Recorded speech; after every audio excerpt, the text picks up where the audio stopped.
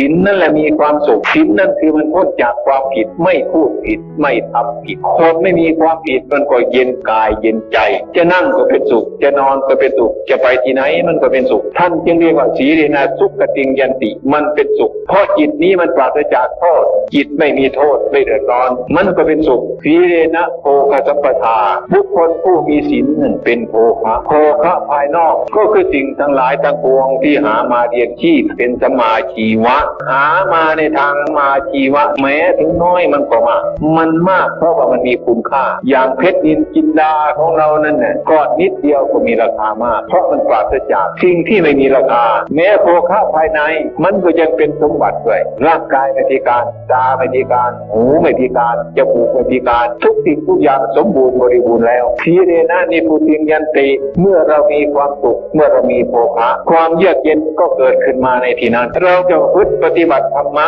จะไปพระนิพพานมันก็เป็นรากฐานที่มั่นคงเป็นรากฐานที่ดีอันนี้เป็นคุณสมบัติของมนุษย์พูดง่ายๆเรียกว่าผู้มีศีล 5ประจำตัวอยู่แล้ว